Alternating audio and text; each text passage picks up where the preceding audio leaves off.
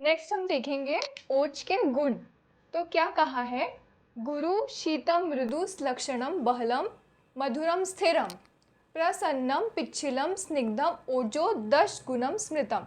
तो चरक चिकित्सा स्थान में कितने गुण बताए हैं? 10 गुण बताए हैं ओज के। तो आप ये वाला श्लोक लर्न कर लेना। पहला क्या बताया है, गुरु, हमें पता है गुरु क्या होता है, शीत, मृदु, श्लक्षण, बहल, मधुर, स्थिर, प्रसन्न। प्रसन्न मतलब हमको यहाँ पे क्या लेना है, क्लियर, पिच्छिल, स्निग्ध। ओज के कितने गुण बताए हैं? 10 गुण। उसके बाद आचार्य सुश्रुत ने क्या कहा है कि ओजः सोमात्मकम, जो हमने पहला देखा था उसके स्वरूप में, उसी श्लोक को कंटिन्यू किया है यहाँ पे। उसके आगे क्या स्वरूप बताया है और साथ में क्या है, गुण भी बताया है। तो क्या बोला है, स्निग्ध होता है, शुक्ल होता है, शुक्ल मतलब क्या हो गया, श्वेत हो गया, शीत स्थिर होता है और कैसा रहता है, सर होता है। विविक्तम, विविक्तम मतलब क्या समझोगे आप, निर्मल। ओज कैसा होता है, निर्मल होता है। मृदु होता है, मृत्सनम, मृत्सनम मतलब क्या हो गया, पिच्छिल, पिच्छिल को ही मृत्सन कहा है। च प्राणायतनम उत्तमम मतलब क्या है, ये उत्तम प्राणायतन है। ओज क्या है, आचार्य सुश्रुत क्या बोलते हैं, ओज उत्तम प्राणायतन है। ठीक है। उसके बाद ओज का प्रकार। तो अब ओज के कितने प्रकार बताए हैं, 2 प्रकार बताए हैं। पहला है पर और दूसरा है अपर। पर मतलब क्या हो गया, आपने गुण में भी पढ़ा होगा। पर मतलब क्या होता है, परादि गुण में पढ़ा है कि पर मतलब होता है प्रधान और अपर मतलब क्या होता है, अप्रधान। यहाँ पे भी वही है कि जो प्रधान ओज है और दूसरा कौन सा है, अप्रधान ओज।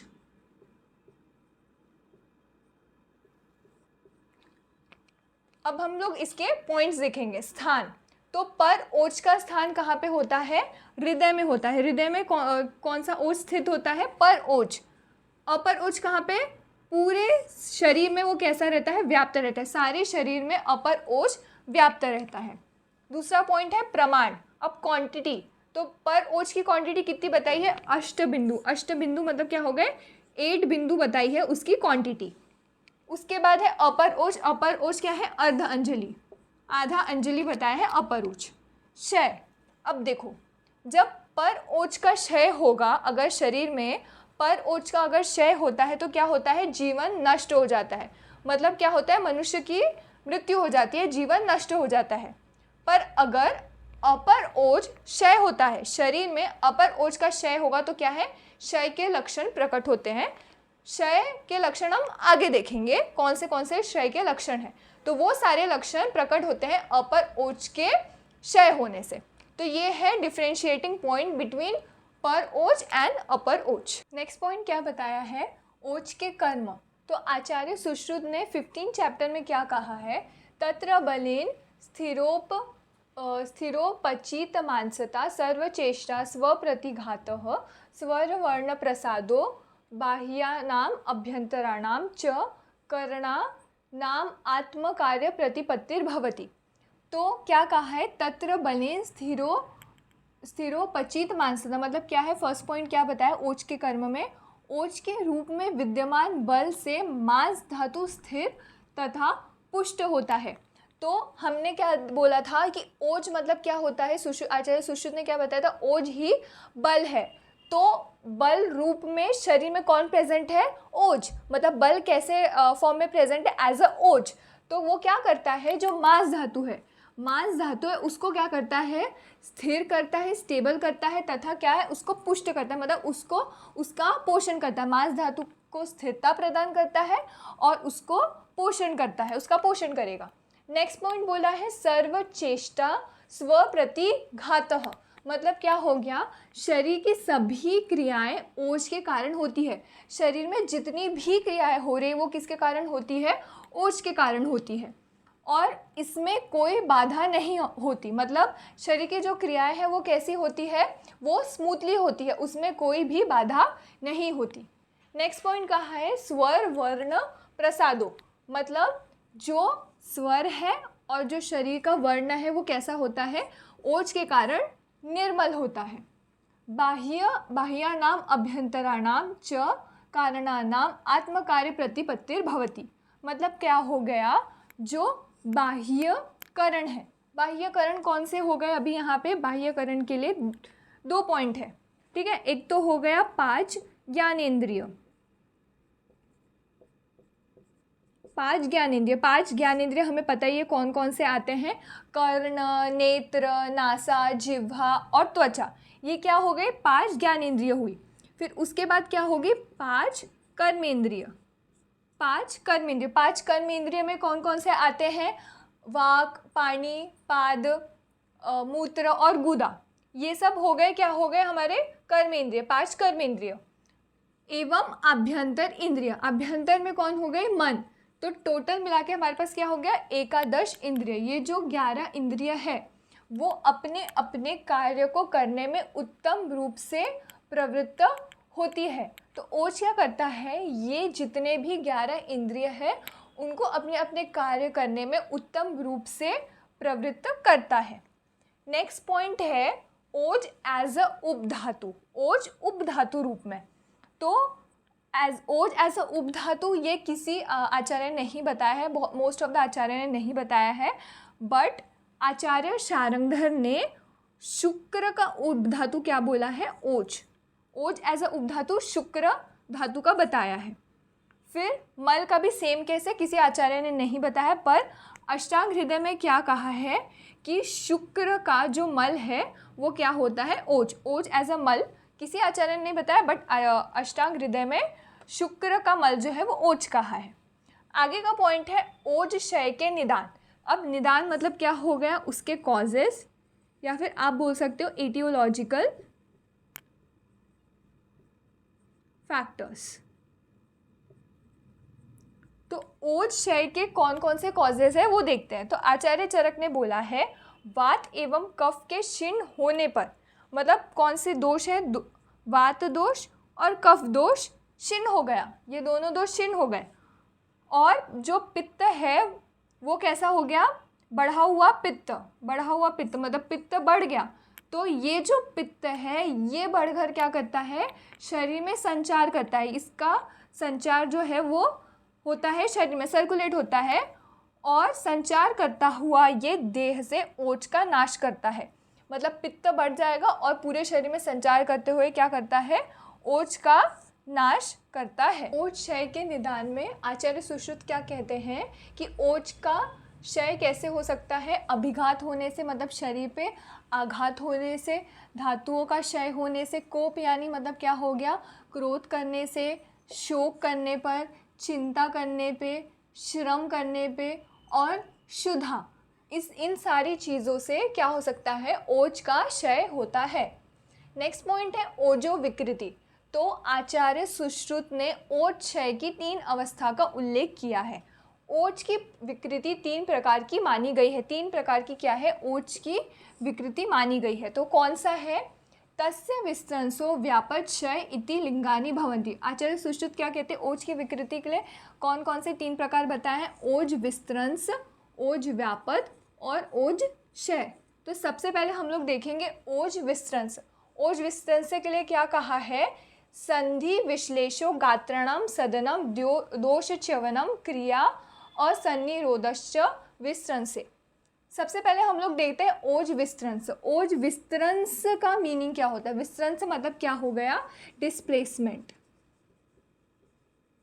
मतलब अपने जगह से दूसरी जगह चले जाना, मतलब क्या हो गया, डिस्प्लेसमेंट।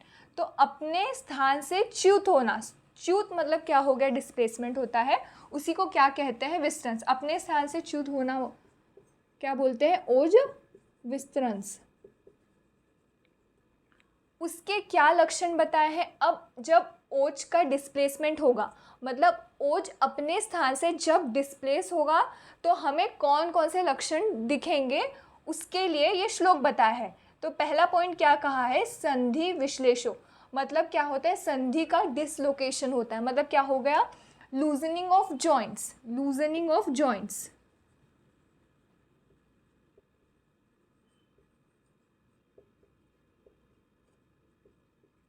संधि का डिसलोकेशन हुआ, कैसे होता है वो, लूजनिंग ऑफ जॉइंट से। तो हम संधि विश्लेष को बोल सकते हैं डिसलोकेशन होता है या फिर जॉइंट्स का लूजनिंग होती है। फिर कहा है गात्राणाम सदनम, गात्राणाम सदनम, इसका मीनिंग क्या हो गया, शरीर अंगों में पीड़ा होना। सदन का मीनिंग क्या होता है, पीड़ा होना। तो गात्र का मतलब हो गया शरीर, तो शरीर में क्या होती है, पीड़ा होती है। दोष च्यवनम, दोष च्यवनम मतलब क्या हो गया, वातादि दोषों का अपने अपने स्थान से च्युत होना। मतलब शरीर में जो वातादि दोष है, वात पित्त कफ, इन दोषों का क्या होता है, अपने जो स्थान है, उनका जो प्राकृत स्थान है, उनसे क्या होते हैं, ये डिस्प्लेस हो जाते हैं, च्युत होते हैं। आगे क्या बताया, क्रिया असन्निरोधश्च विस्तंसो।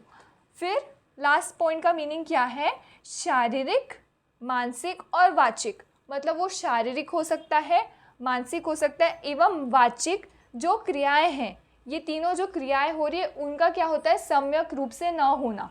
मतलब शरीर में जितनी भी शारीरिक क्रियाएं होती है, मानसिक क्रियाएं होती है और वाचिक क्रिया होती है, उसका क्या होता है, वो सम्यक रूप से नहीं होता है। ये सारे लक्षण हमें किस में देखेंगे, जब ओज का विस्तृंस होगा, मतलब जब ओज का डिस्प्लेसमेंट होगा, तो ये सारे लक्षण हमें दिखेंगे। ओजो विकृति में सेकंड पॉइंट क्या है, ओजो व्यापद के लक्षण।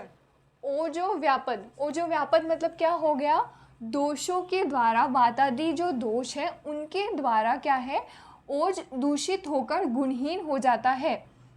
तो मतलब क्या है, दोषों के द्वारा ओज जो है वो क्या होता है, दूषित होता है और वो गुणहीन हो जाता है, उसके गुण का क्या है, नाश हो जाता है। उसी को क्या बोला गया है, ओजो व्यापद। इसका मीनिंग क्या हो गया, ओजो व्यापद। तो उसके लक्षण आचार्य सुश्रुत ने क्या बताए हैं, स्तब्ध गुरु गात्रता, वात शोफो वर्ण भेदो, ग्लानि स्तंद्रा निद्रा च व्यापन्ने। पहला पॉइंट क्या बोला है, स्तब्ध गुरु गात्रता, मतलब क्या हो गया, जो गात्र है वो शरीर कैसा हो जाता है, भारी हो जाता है। स्तब्ध और गुरु, ठीक है, स्तब्ध हो जाता है और क्या होता है, भारी हो जाता है। फिर कहा है वात शोफ, वात शोफ मतलब क्या है, एडिमा आता है, वातिक शोफ उत्पन्न होता है। फिर कहा है वर्ण भेदो, मतलब देह का, जो शरीर का प्राकृतिक वर्ण है उसमें क्या होता है, परिवर्तन होता है, चेंज होता है। ग्लानि तंद्रा और निद्रा, ग्लानि मतलब क्या हो गया, ग्लानि मतलब होता है एग्जॉशन।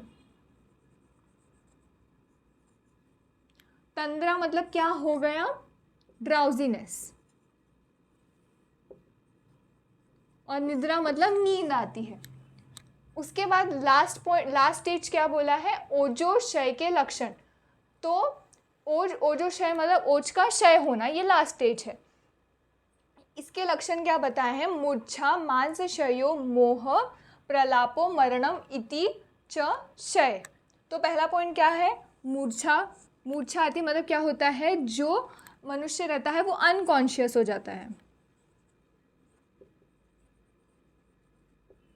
अनकॉन्शियसनेस। फिर कहा है मांस क्षयो, मांस क्षयो मतलब मुख्य रूप से मांस धातु पर मांस आदि धातुओं की क्षीणता, ऐसा हम लोग समझ रहे हैं। मांस क्षयो मतलब जो मांस आदि धातु है उनका क्षय होता है, बट मेनली क्या है, मांस का क्षय होता है।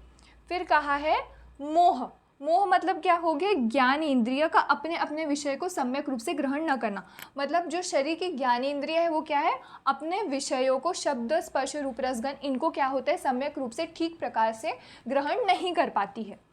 उसके बाद कहा है प्रलाप, प्रलाप मतलब क्या हो गया, डिलेरियम।